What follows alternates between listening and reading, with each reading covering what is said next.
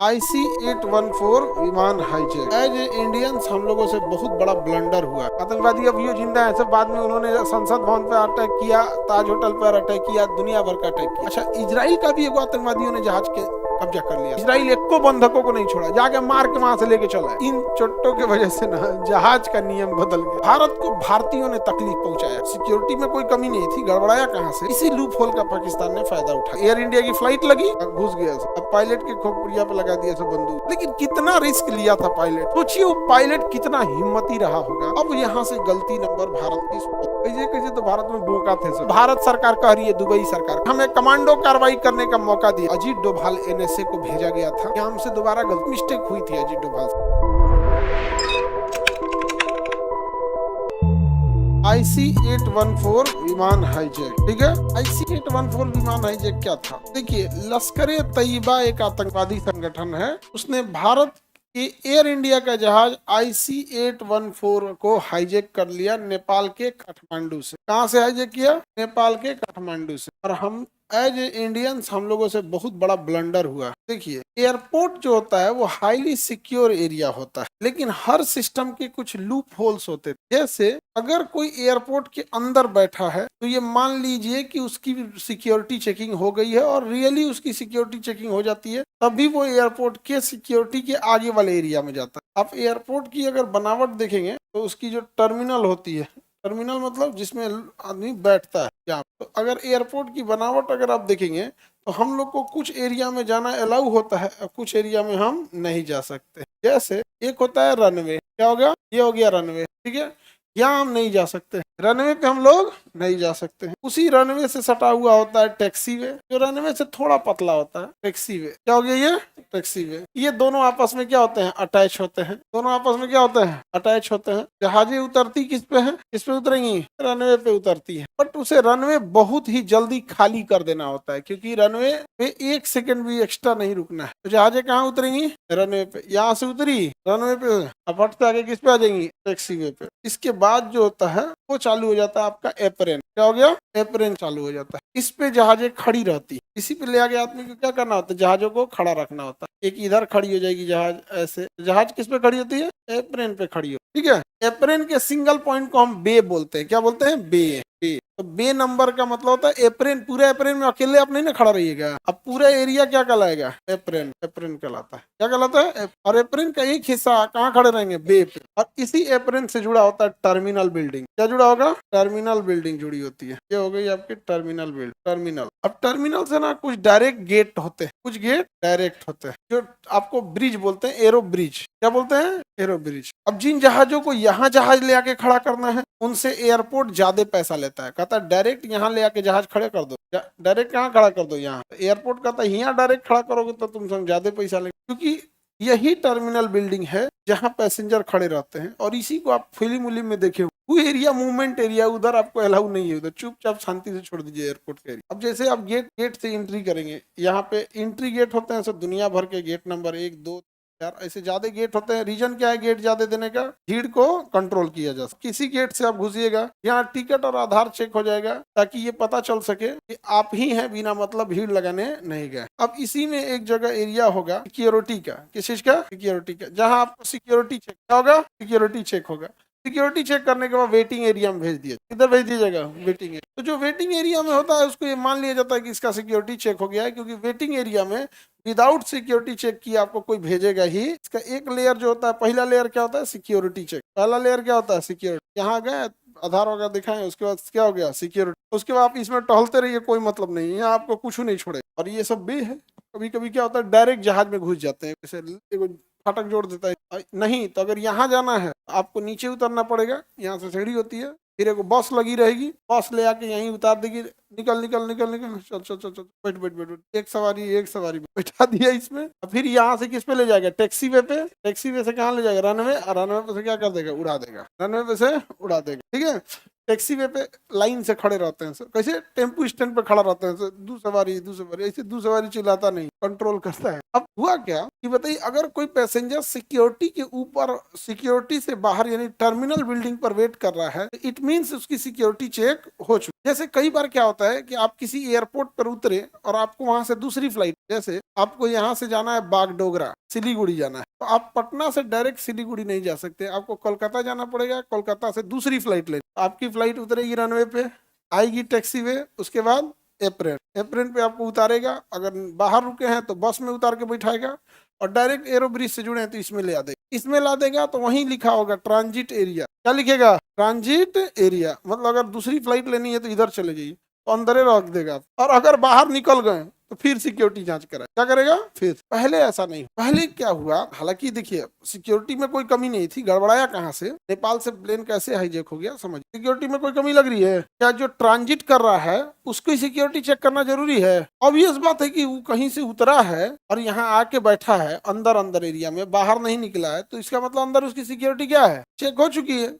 इसी loop hole का पाकिस्तान ने फायदा उठा लिया, उसे भारत से एक विमान हाईजैक करना था काठमांडू के त्रिभुवन एयरपोर्ट से, तो कोई भी विमान हो सकता है, कोई जहाज हाईजैक करना था, बस इंडिया कराना चाहिए था, एयर इंडिया, उसने क्या किया, अपने कुछ आतंकवादियों को हथियार, ग्रेनेड, ग्रेनेड मतलब बम, हथगोला और हथियार दे दिया लाहौर से, कहाँ से दिया, लाहौर, और लाहौर से बैठा दिया उसी के सुरक्षा एजेंसी, पाकिस्तान के ही पुलिस वाले आतंकवादियों को हथियार दिए, हथगोला दिए, और एयरपोर्ट पे अपने जहाज पे ले जाकर बैठा दिया, अब तो उन्हें कोई जांच कर ही नहीं सकता है जब पुलिस ही ले आ रही है, तो लेकिन वो बहरे हुए हैं, अब वो वहां से फ्लाइट लेके कहाँ आते हैं, काठमांडू में, कहाँ आते हैं, काठमांडू में, और काठमांडू जब वो उतरते हैं तो ट्रांजिट एरिया में बैठ जाते हैं, काठमांडू उतरने के बाद खाली करके किसमें बैठ जाते हैं, ट्रांजिट एरिया में बैठ जाते हैं। अब पहले रूल था कि ट्रांजिट एरिया में बैठा इंसान किसी न किसी फ्लाइट लेके ही आया, वहां चेकिंग हुई होगी, लेकिन ससुराई तो रहा पाकिस्तान, वो भेज दिया हथियार लेके, बैठा था ट्रांजिट एरिया में, और यहाँ उसका एक दूसरा इंसान बैठा था जो एयर इंडिया का टिकट लेके इन लोग को देती, पहले से सेटिंग था कि कौन सी फ्लाइट कब आएगी,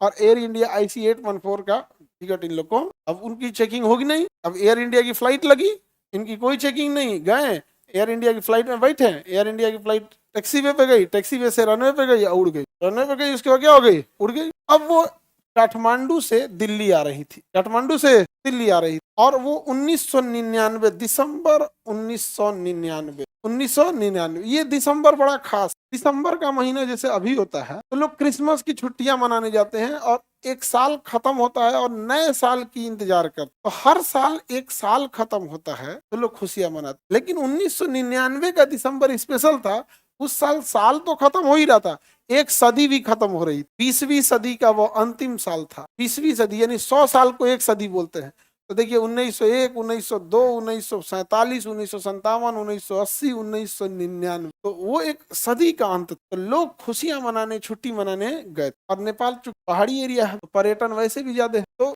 विमान को क्या कर लिया, हाईजैक कर लिया, तो ये है आपका कौन सा जगह, काठमांडू, यहाँ से विमान जैसे उड़ी दिल्ली के लिए, अब उसमें क्या हुआ, पहले जहाज के जो कॉकपिट थे तो उसके दरवाजे नॉर्मल होते थे, अभी जहाज के पायलट का कॉकपिट नहीं खुले, अब इतना मजबूत बनाया जाता खुलेगा, उस समय वो खोल के अब घुस गया सब, अब पायलट के खोपड़िया पे लगा दिया सब बंदूक, एगो दूसरे पे लगा दिया, तू अंदर घुस गया सब, दू चार गो था सब बाहर खड़ा हो गया सब, कोई बोले धुन देंगे यहाँ पे, अब तो वहां पे सब जना शांत, कोई कुछ नहीं बोल पा रहा है, और जहाज में आप कुछ लड़ियो नहीं पाएंगे, जगह बहुत कंजस्टेड होता है, निकलने का तो जगह नहीं होता है, आप इमरजेंसी में सोचे फटाक से निकल जाए तो उतना भी जगह नहीं होता है, और नॉर्मल इंसान का हिम्मत थोड़ी तो मार देगा सब, दहशत फैलाने के लिए एक पायलट को मार के मुंडिया फोड़ दिया सब, बंदूक के हैंडल से मार के फोड़ दिया, ब्लड आने लगा, तो बेचारा तबीयत खराब होने लगा, कराएगी उसकी तबीयत खराब हो गया, अभी तो मरने वाला है, तबीयत खराब हुई है, पायलट डर गया, जो पैसेंजर एरिया था जहाँ पे लोग बैठे थे, वहाँ एक नया शादी हुआ पर रिपन कतियाल, और वो अपनी पत्नी के साथ छुट्टी मनाने गए थे, और वहां पर उनकी पत्नी के सामने ही गोली मार, चाकू मार, रिपन कतियाल को चाकू मार, और वहीं छोड़ दिया केबिन में ही, मतलब जहाँ सारे पैसेंजर बैठे रहते, ताकि सारे लोग में दहशत फैल। अब यहाँ से गलती नंबर भारत की, कैसे कैसे तो भारत में बोका थे सब, उस सबका जो फ्यूल भरा जाता है वो जरूरत से ज्यादा फ्यूल नहीं भरा जाता है, विमान में ज्यादा फ्यूल भर दीजिएगा विमान भारी हो जाएगा, बिना मतलब माइलेज कम देगा, फ्यूल ज्यादा बर्न करेगा, तो जहां आपको जाना होता है उतने दूर का ट्रिप फ्यूल देता है, इसके अलावा इमरजेंसी, कंटीजेंसी एंड वेदर को लेके फ्यूल देता है, कि मतलब बाई दी आप जहां जा रहे हैं वहीं तक का फ्यूल देगा, लेकिन इमरजेंसी के लिए फ्यूल देगा कि वहां के पास का और कौन सा एयरपोर्ट है, या अगर मौसम खराब हुआ या फिर वहां 2-3 राउंड चक्कर मारना हुआ तो कुछ एक्स्ट्रा फ्यूल भर देता है, तो इमरजेंसी एंड कंटीजेंसी फ्यूल होता है। अब यहाँ पे कनपट्टी पे लगा दिया, कहा कि लाहौर चलो, कहाँ चलो, कहा कि लाहौर तक तो नहीं जा सकते, उतना फ्यूल ही नहीं है, इतना तो पायलट समझाने में कामयाब रहा कि भाई आप लोग आतंकवादी हो, लेकिन इतना तो पढ़े होगे कि भैया फ्यूल कितना देंगे, इतना क्षमता ही नहीं है टैंक का, तो कहाँ तक जा सकते हो, दिल्ली नहीं जाने देंगे क्योंकि दिल्ली में सिक्योरिटी ज्यादा रहती है, दिल्ली नहीं जाने कहाँ तक जा सकते हो, कहा कि हम कोशिश करेंगे कहाँ तक जाएंगे, लेकिन अमृतसर से आगे है नहीं जा सकते हैं, कहा कि चल अमृतसर ले चल, तो जहाज कहाँ गई, अमृतसर। ऐसन तो ऐसन थे सब ना भारत में, वो पायलट के खोपड़िया पे बंदूक रखा कि बोल फ्यूल भरे, बोल फ्यूल भरे, जबकि उसमें फ्यूल था, पायलट झूठ बोला था कि हम नहीं जा सकते, एक्चुअल उसी फ्यूल से वो लाहौर उतरा, क्या उतरा था, लाहौर उतरा, और फ्यूल था, पायलट झूठ बोला था। सोचिए एयर इंडिया का पायलट कितना समझदार था, तू देख रहा है एक इंसान की मौत हो चुकी है रिपन कतियाल की, पायलट दूसरा बेहोश हो चुका है, और इस पायलट के ऊपर बंदूक लगी हुई है, बावजूद बोल रहा है कि IC-814 no fuel please refuel the plane, बार बार बोल रहा है प्लीज रिफ्यूल द प्लेन, और वो पायलट 2 घंटे तक उतार दिया, कहां पर, अमृतसर, 2 घंटा उतार, 2 घंटा रोक दिया था। सोचिए वो पायलट कितना हिम्मती रहा होगा, उसमें फ्यूल, गलती से अगर वो फोन करके पूछ ले कि कहां पे होता है फ्यूल इंडिकेटर बताओ, तू तो बता देगा फ्यूल इंडिकेटर, रे छोटा तो झूठ बोल रहा है लेकिन कितना रिस्क लिया था पायलट, 2 घंटा उतार दिया। तो भारत की सुरक्षा एजेंसियों ने कहा कि हमें तो पता था कि इसमें फ्यूल ही नहीं है, तो हम आश्वस्त थे कि ये उड़ ही नहीं सकता, इसलिए हम कमांडो ऑपरेशन की तैयारी कर रहे हैं, कमांडो ऑपरेशन की तैयारी कर, 2 घंटा हो गया ना, तब इन सबको आभास हो गया आतंकवादियों को कि कुछ गड़बड़ है, कहा कि चल उड़, उड़ यहाँ से उड़, कहा सब फ्यूल नहीं है, कहा फ्यूल नहीं है उससे क्या मतलब उड़, कहा नहीं उड़ सकते हैं, तो दूसरा पायलट को मार के बेचारा को और पूरा खून खून कर दिया, तो मजबूरी में उड़ाना पड़ा कनपट्टी पे बंद, तो सुरक्षा एजेंसी देखते रहे, दा दा उड़ गया, जा जा उड़ गया। बताइए एक स्नाइपर की गोली चाहिए होती है, धम दे मार दिए टायर फट गया, उड़वे नहीं करे, एक गोली में टायर फट जाता है, उड़ेगा ही नहीं, क्या जाता है यहाँ। ये तो हो गया सब हम लोग का वो व्यवस्था। जो फ्यूल सप्लाई करने वाले आते हैं जहाज में, अगर आप ध्यान से देखेंगे फ्यूल सप्लाई करने वाले को, तो इसमें जब वो फ्यूल सप्लाई करने आ रहे थे जहाज में, तो जहाज में नीचे हॉज पाइप होता है जहां से हम उसमें एयर AC वेंट भी दे सकते हैं नीचे में। आज भी जब जहाज खड़ी रहती है तो उसके पीछे एक जनरेटर रहता है जिसे APU कहते हैं, क्या कहते हैं, APU, ऑक्सिलरी पावर यूनिट, ये जनरेटर होता है। जब जहाज जमीन पे खड़ी होती है ना, तो क्या जहाज के अंदर भी लाइट चलता है, AC चल रही होती है, साउंड सिस्टम चल रहा होता है, लाइट जल रही होती है, तो क्या जहाज अपने इंजन से चलाएगा उसको, जहाज में यहाँ इंजन होता है, इस दूसरा इंजन में ढेर तेल पीता है, फूंक देगा। इंजन बिजली देने के लिए थोड़े बना है, इंजन बना किस लिए है, जहाज उड़ाने के लिए, उड़ता है तो उसी से बिजलियां बना लिया जाता है, समझा गया। जैसे मोटरसाइकिल जब आप चलाते हैं ना, तो उसमें भी एक आर्मेचर होता है, पढ़ाए हैं, तो क्या बिजली बनाने के लिए, वो तो जब चलता है तो उसी का यूज कर लेता है। तो जहाज जब रुकी रहती है तो बिजली किससे लेती है, इंजन से या APU से, APU से इंजन लेती है। तो क्या होता है ना कि जहाज इसी APU का यूज करके, इसी APU का क्या करके यूज करके AC चलाता है। अभी एयरपोर्ट पे मना कर दिया गया है कि भाई तुम लोग APU का यूज करके AC मत चलाओ, सब जनरेटर चालू कर देता है, 300-400 जहाज का बड़का बड़का जनरेटर चालू कर देता है, एक ही एरिया में इतना प्रदूषण होता है। तो एयरपोर्ट वाले क्या करते हैं, उनका अपना एक गाड़ी होता है जो बिजली भी देता है और AC भी देता है, उतना प्रदूषण नहीं करता है, समझा गया। तो वही गाड़ी ले आके यहाँ खड़ा कर देते हैं, पावर यूनिट बोलते हैं, ठीक है। और इसी में से ना बिजली की एक सप्लाई होती है जो जहाज को दे दिया जाता है, नीचे से प्लग जोड़ देता है, और एक मोटा सा AC का पाइप जोड़ दिया जाता है, AC का पाइप जोड़ दिया जाता है, येलो कलर का AC का पाइप जोड़ दिया जाता है ताकि अंदर ठंडा हवा जाए। अरे यार इसी में तुम क्लोरोफॉर्म मिला देता, इसी में क्लोरोफॉर्म मिला के क्या कर देता, छोड़ देता। ये नहीं भी रहता है तो नीचे हॉज सिस्टम होता है जहाँ फ्यूल भरा जाता है, उसी में छोड़ देता गैस, अभी भी छोड़ा जाता है उसमें गैस, सैनिटाइजर होता है। आज भी अब जहाज में बैठिएगा तो शुरू में थोड़ा धुआं धुआं दिखेगा, यहाँ पे उस सैनिटाइजर होता है, एंटीबायोटिक चीजें होती है, उसमें छोड़ देता, क्लोरोफॉर्म मिला के, ईथर मिला के, कुछ भी मिला के छोड़ देता, पूरा जहाज में भर जाता, कॉकपिट से लेके चारों ओर वही भर जाता। नहीं समझ में गया, नहीं भर जाता जी, फ्यूल भरने वाले से लेके भर जाता। तो जहाज में जो हमारा कैप्टन था वो भी बेहोश, फ्लाइंग अफसर वो भी बेहोश, पब्लिक वो भी बेहोश, आई जन चाचा है हाँ ये भी बेहोश, सब जना बेहोश, काम खत्म। पता कैसे चलेगा बेहोश हुआ है कि नहीं, ATC बात कर रहा था पायलट से, IC-814 रिप्लाई योर मैसेज, हाँ बेहोश हो गए, धंधे गिर जाएगा, बेहोश हो गए, जा गिर गया। अब उसके बाद कमांडो आए, सबको लेके जाए, जिसका टिकट नहीं है भाई, जिसके पास हथियार है सबका हथियार साइड करें, समझा गया। दिसंबर का महीना था, वैसे भी दिल्ली में ठंड पड़ती है, हमारे जैसे आदमी रहे, मारे नहीं, बस नहवा दे, रात में उघारे छोड़ दे, नहवा के उघारे छोड़ दे, फिर जब भी कुछ हो ठंडा पानी फेंक दे यहाँ पे, तब अब कहाँ से, लाहौर से चाय पियो, चाय जब देखे एकदम थरथरा के होंठ नीला हो गया, फिर इसको हीटर चला तो बोरसी चला सेक सेक, एक को तमाचा न मारो, ठंडा ज्योग्राफी, यूज द ज्योग्राफी है ना, क्लाइमेट, फिर तन सा सेक ओक दे एकदम, तो एकदम बढ़िया से ठिठुरा, फिर तन सा सही हो, फिर बाहर ले चले, फिर नहवाए। दिसंबर का तुमको मजा चखाते हैं, समझ में आ गया, उड़ा दी, समझ में आ गया कि नहीं आ गया। लेकिन हम लोग कितना टाइम रोज रहते, 2 घंटा। सर अगर ये सिस्टम नहीं है तब क्या करेंगे? तो भी कोई दिक्कत नहीं है, सिस्टम नहीं है तो। यहाँ कॉकपिट होता है और साइड साइड में क्या होते हैं, विंडोज होते हैं, दुनिया भर का जंगला होता है विंडो, ये पायलट के लिए भी विंडो होता है। कुछ नहीं करना है यहाँ से। तो स्मोक ग्रेनेड होते हैं ना, स्मोक ग्रेनेड जिसमें धुआं फेंका जाता है, पुलिस वहाँ पे ग्रेनेड जिसमें धुआं फेंका, तड़तड़ा के पहले यहाँ पे हर विंडो पे 1-2 सैनिक तैयार, स्नाइपर तैयार रख। स्नाइपर मतलब समझते हैं? हाँ, जो निशाना लगा गोली मारता है, 2 को तैनात करना है। यहाँ से एक हमारे धड़ाम से विंडो टूट जाए और दूसरा हमारे स्मोक ग्रेनेड जिसमें बेहोश करने वाला हाईली ईथर भरा हो, एकदम मारा, एक गोली तड़ाम से उसका ईथर घुस गया अंदर, धुआं धुआं फैल गया। यहाँ पर सब पे एक साथ सारे लोग रेडी रखे हैं, कमांडो रेडी, 1 2 3 फायर, धड़ाम, एक गोली गया शीशा तोड़ा, दूसरा गोली गया हवा भर दिया, यहाँ काम खत्म। उनको समझ में आते आते बेहोश हो गया। टायर फाड़ तो यार उड़ नहीं पाएगा, नहीं फ्यूल भरने जो गया था कमांडो भेजो, फ्यूल भर रहा है जवान। लेकिन यहाँ से हम लोगों ने कुछ नहीं किया, कुछ नहीं किए तो कनपट्टी पे बंदूक लगा दिया, का उड़ो यहाँ से, अमृतसर से उड़ो, चलो लाहौर चलो। लाहौर लाहौर गया ना तो इतना एक्चुअल फ्यूल नहीं था कि लाहौर में उतर सके, वो लास्ट अटेम्प्ट था। अगर वो लाहौर में नहीं उतर पाता ना तो उसके पास एक्स्ट्रा फ्यूल नहीं था। लाहौर में जब उतरा इतना टेंशन में था कि लाहौर की मेन सड़क पे उतारने जा रहा था। जब नीचे गया ना देखा, अरे रे रे भैया ये एयरपोर्ट नहीं है रे, सड़क है, सड़क है, उठा उठा तो लाहौर एयरपोर्ट बाहर है थोड़ा। फिर वहां से उतारा कहाँ पे, लाहौर एयरपोर्ट। अब जब लाहौर एयरपोर्ट पे उतरा तो पाकिस्तान गरियाना चालू किया आतंकवादियों को, रे चोट्टा कहीं का, तो नहीं के सब ट्रेनिंग दो, हथियार दो, ब्रेन वॉश करो, जन्नत का तुम लोग को लालच दो।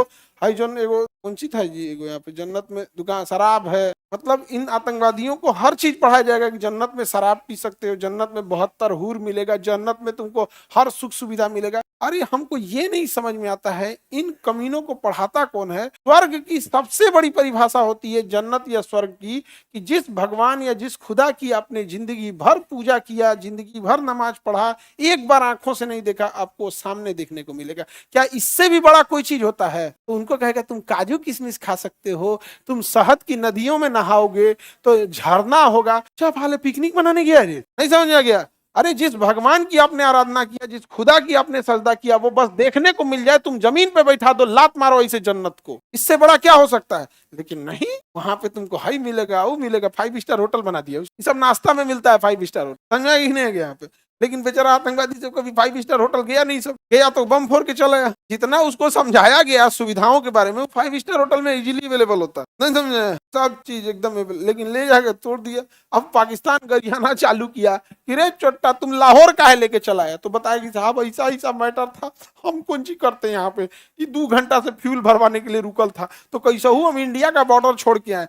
तो कहा जल्दी फ्यूल भर, 10 मिनट में पाकिस्तान फ्यूल भर दिया। क्या भरा? फ्यूल भरा, अका भाग यहाँ से, भाग भाग, नहीं तो पूरी दुनिया हमको बोलने लगेगी। कहा कि अब हम लेके जाते हैं अफगानिस्तान के कंधार में, एक्चुअल ले जाना था अफगानिस्तान के कंधार। अफगानिस्तान वाला कहा सबकी, ये भाई हमारे यहाँ तो बिजली नहीं है, रात में जहाज उतरेगा कैसे? लाइट नहीं चाहिए होता है उसके लिए, आगे लाइट नहीं है। कहा तब दुबई चलो, दुबई चलो, ले गया कहाँ पे? दुबई। कहाँ गया? दुबई।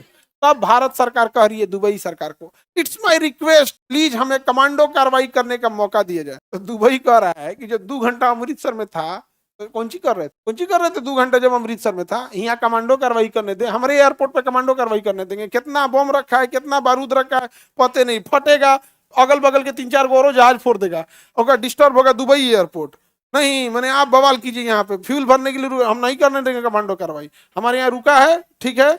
हम बस यही कह सकते हैं कि इसमें खाना पीना भरवा सकते हैं क्योंकि खाना खत्म हो गया, और जो टॉयलेट होता है जहाजों में वो टैंक होता है, तो वो खाली करना होता है। तो कहा कि हम टैंक खाली करा देंगे ताकि टॉयलेट वॉशरूम में दिक्कत ना हो, पानी भरवा देंगे, खाना भरवा देंगे, जो बीमार है उनके लिए दवा दे देंगे।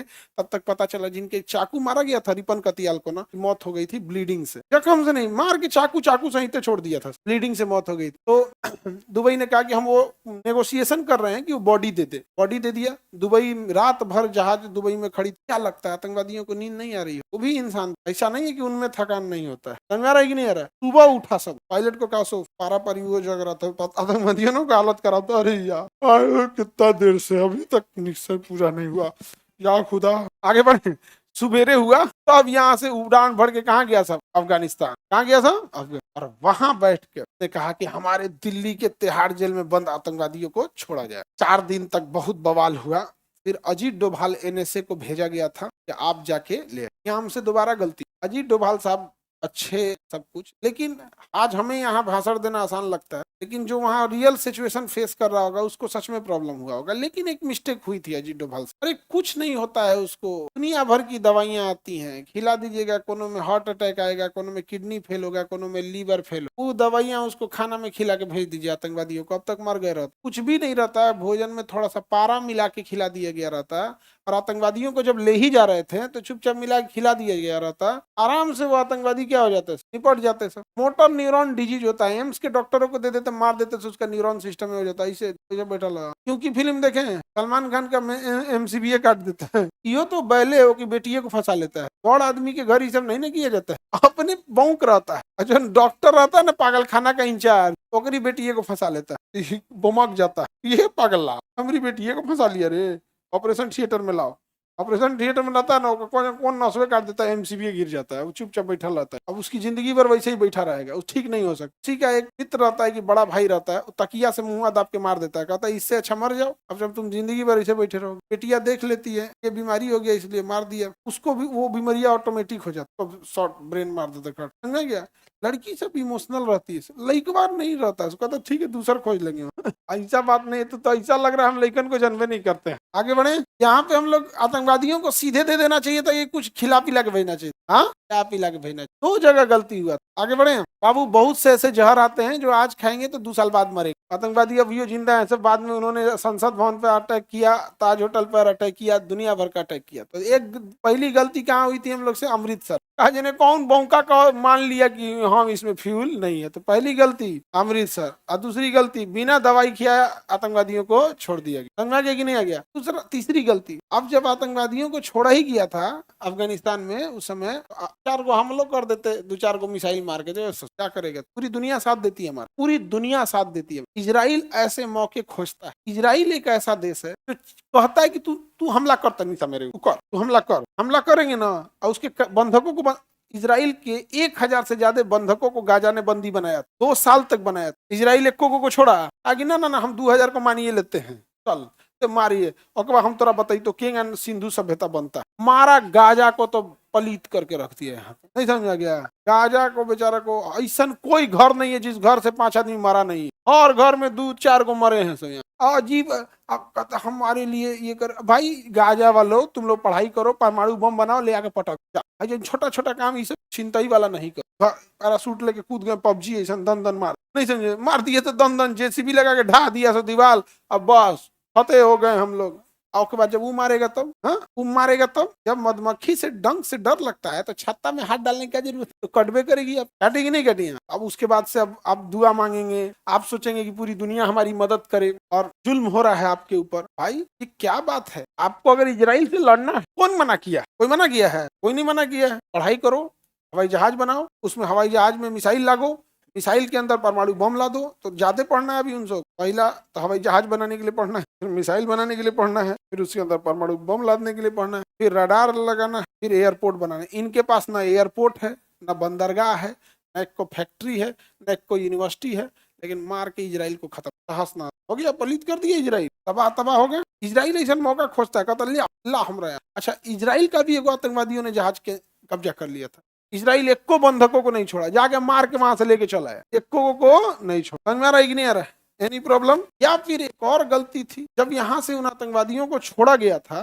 कुछ नहीं करना था। देखिए पोटेशियम आयोडाइड की अगर आप गोली खा ली तो आपको कैंसर, यूरेनियम से, रेडिएशन से बच सकते। यूरेनियम अगर आपके पास है और लीकेज हो रहा है यूरेनियम, तो आपको पोटेशियम आयोडाइड की गोली खानी पड़ेगी, वरना आपको सबसे पहले यहाँ पे गर्दन का कैंसर हो, और ये कैंसर इतना खतरनाक होता है सबसे पहले मारेगा। यहाँ एरिया कम है और सारा ब्रेन की सप्लाई यही जा रही। तो जिन आतंकवादियों को ले गए थे लोग, उनके साथ जो बैठे लोग थे वो खा लेते पोटेशियम आयोडाइड की गोली है, इनको निपटा देते, चल बहुआ तो रेडिएशन लग गया है, जो क्या लग गया है, रेडिएशन। कुछ भी नहीं करना था, इनको सुला नींद की दवा दे देना था, एम्स के डॉक्टरों को दे देना था, एम्स का डॉक्टर ले जाता है, और कैंसर का जो रेडिएशन वाला डिपार्टमेंट होता है ना, रेडिएशन, वह रेडिएशन में मार देता, समझेगा। 3 राउंड मारता रेडिएशन ना, उनको कैंसर हो जाता। अब पता चलता 6 महीना बाद स्टेज 2। सोचो, जिस अफगानिस्तान में बिजली नहीं है रात में एयरपोर्ट उतारने के लिए, वो आतंकवादियों के इलाज के लिए आपके पास अस्पताल होगा, उसके लिए कहाँ आएंगे, बड़े अस्पताल। पता चलिए जाएगा बड़ा अस्पताल में, अब पहले से दिमाग रखो कि कैंसर वाला कहाँ जा रहा है, वहां कोई अननोन जाएगा, नर्स बन के फिर कुछ मार देगा। इजराइल रहता तो ऐसे छोड़ देता। हम लोग प्रेशर में आ जाते हैं, एक कहीं ना कहीं अपने ऊपर इस बात का भी प्रेशर रहता कि पॉलिटिक्स है, इतनी बड़ी जनसंख्या है, पब्लिक का कहना था कि भाई हमें बस लोग वापस समझ में आ गया कि नहीं गया। IC-814 विमान हाईजैक हुआ, वापस आतंकवादियों को छोड़ा गया और वहां से लोग वापस आए। केवल एक इंसान नहीं आ पाए, रिपन कतियाल। कौन नहीं आ पाए? कतियाल। हाँ है, अभी भी है, अब है। अब विमान बहुत सेफ हो गए हैं। पायलट अगर अंदर से दरवाजा बंद कर लिया ना, बम लगा के उड़ा दीजिए, दरवाजा नहीं खुलेगा। समझ में आया? नहीं खुलेगा दरवाजा। अब बहुत हद तक जहाज क्या हो गए हैं, सेफ। हम लोगों ने कुछ नहीं किया ना, डिफेंसिव मेजर नहीं लिए। फिल्मों में दिखाया है शायद कि 20 साल बाद वो हाईजैक किया था, वो एक फर्नीचर की दुकान चला रहा था, उसको जाकर किसी ने मार दिया। हम बस एक चीज पूछते, हम आतंकवादियों को जैसे मारते हैं, क्या हमारे ही जगह इजराइल रहता तो ऐसे ही मारता? फंड का पूरा इस्तेमाल करना चाहिए, आतंकवादियों को नहवा नहवा उघारे छोड़ देना चाहिए। नहीं समझ में गया? उघारे छोड़ देना, लाश वैसे ही दे देना चाहिए कि कर रे ढाप के ले जाओ। और जो बोरा होता है ना, भोई से उसको उड़ाया जाता है, वो उड़ा के देते हैं। आगे बढ़े तो मिस्टेक हो गए। सबसे पहला तो मिस्टेक हुआ जब हमारे अमृतसर में, उसके बाद जब हुआ तो ये आतंकवादियों को जो छोड़ा गया था, आराम से रेडिएशन दे देंगे तो क्या हो जाएगा? कैंसर हो जाएगा। आपके हाथ में रेडिएशन, गामा रेडिएशन दे देंगे तो 100% गारंटी है, क्या होगा? कैंसर होगा ही होगा। तुरंत पता चलता है। 3-4 जगह दे दे, गर्दन में, ब्रेन में, लीवर। समझ में आ गया कि नहीं आ गया? आगे बढ़।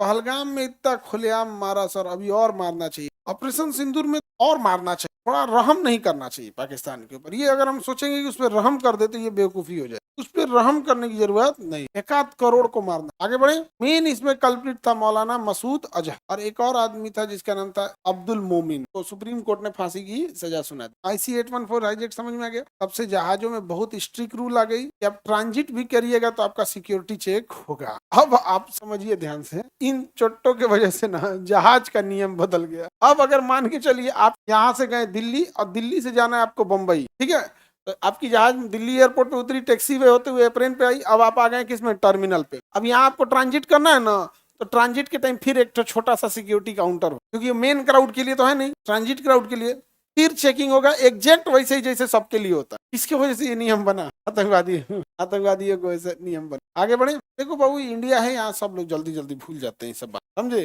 उसी पाकिस्तान से हम लोग मैच खेल लिए, उसी पाकिस्तान से क्या कर लिए? मैच खेल। अच्छा, ये मैच खेलने वाले को ये नहीं बुझाया था कि क्रिकेट है, इसमें एक कैच छूट गया, या एक कोई बैट्समैन टिक गया, या कोई एक बॉलर अच्छा परफॉर्म कर दिया, पूरा खेल पलट देता है। एक ही इंसान का तो कोई एक बढ़िया कैच पकड़ लिया तो खेल पलट जाता है। आप देखिए, जब हम लोग इसमें जीते थे, कौन सा वर्ल्ड कप? T20, तो सूर्य कुमार यादव ने जो कैच लिया था, वो कैच थोड़ी था, पूरा का पूरा ट्रॉफी था वो। तो एक बढ़िया कैच, एक बढ़िया बॉलर अगर टिक गया, 2-3 विकेट निकाल दिया, या कोई एक बैट्समैन टिक गया, तो पूरा मैच बदल जाता है। एक हम लोग का पाकिस्तान से दुश्मनी, उस पे से ले आके रख दिया सभी, किस पे? मैच पे। बाय द वे, उधर से एक वो टिक जाता तो हम लोग हार भी सकते थे, और घनघोर बेइज्जती होता।